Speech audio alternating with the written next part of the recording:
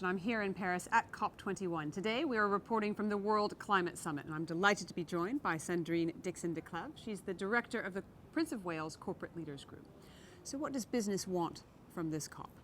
So business has a variety of different asks. In fact, we are part of a coalition of 6 organizations, including, and in addition, ourselves as well. Mm-hmm.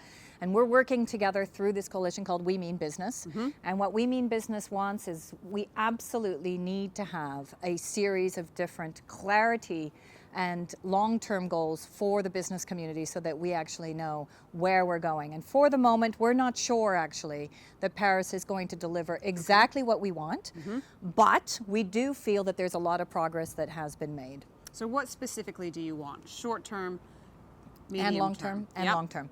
Okay, so in terms of the short-term, I think that what we want is to make sure that whatever comes out of Paris, the INDCs and the different governments have agreed mm-hmm. to a net zero definition, mm-hmm. that they have agreed to what they're going to do before 2050. So we would like actually mm-hmm. to start moving towards net zero well before the end of the century. So just to be clear, that's net zero fossil fuel emissions by 2050? That's net zero greenhouse gas. So this is okay. Basically when we're talking about decarbonization, we need to move towards net zero mm-hmm. in terms of neutrality, etc., by well before the end of the century. Mm-hmm. We also need to make sure that what is called a 5-year review or a ratchet mechanism is integrated yep. into the final discussions mm-hmm. and the final text. And that would mean actually that most of the countries would take stock and then go up in terms of their ambition. And we would do that every 5 years. And the key question there is going to be, what is the starting date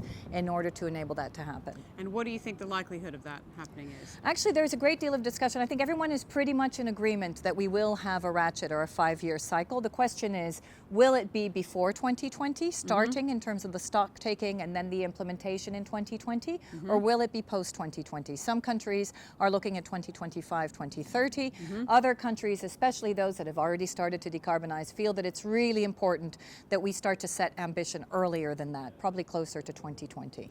Where do you see the most hope in these negotiations? I think there are different factors of hope. One of the hope factors is the fact that this is not just about an international deal anymore, mm-hmm. that it's about nations coming forward with their INDCs and their mm-hmm. own national commitments, and that they implement those commitments. Mm-hmm. Those commitments will be part of an international deal. And then mm-hmm. linked to that is all the non-state commitments, yep. all the different commitments that are coming from industry, mm-hmm. from the cities, mm-hmm. from business.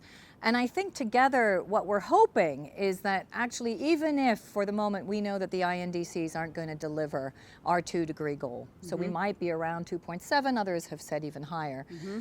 I think from the non-state actor community, so from the business community, we really strongly feel that actually we could probably, through all of our different commitments and more commitments post-Paris, start to think about shaving off some of those degrees. Mm-hmm. And that's really important so that we do meet our 2-degree goal, so that we don't stay at 2.7. It's what we call wedging the gap between actually what those INDCs are going to be able to deliver and what all the additionality or the additional commitments that are coming from the business community and other actors are going to be able to deliver.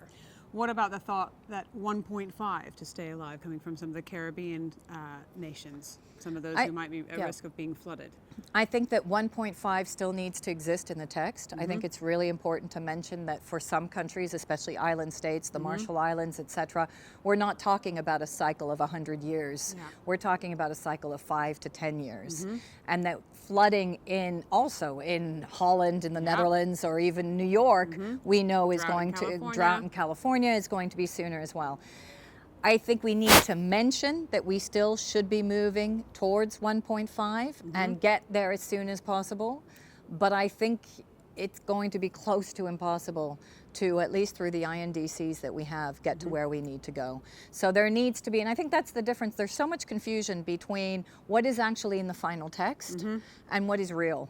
And I think we need to be very clear that what's in the final text, if we do mention 1.5, that people recognize that 1.5 degrees is really what we should be trying to achieve. but that the fact that we're actually at 2.7 also does mean that we are achieving something quite incredible. If we had not had those 180 and plus INDCs, we would have been at 3.7 or 4.0. So let's not only focus on the 1.5, let's not continue to say that 2.7 is the disastrous scenario. Let's try to find a good narrative in between, which is we should be at 1.5. It would have been better if we'd gotten closer to at least 2. We're now at 2.7, but if we hadn't gotten those INDCs, if we hadn't been able to get as many people behind this deal as possible, we would have been at 3.7 or 4. And I think somehow finding that nuance to be able to convey something quite positive from this negotiation is important. Sadrine, thank you very much for stopping by the Hub Culture stand here at the World Climate Summit, and I'm Edie Lush.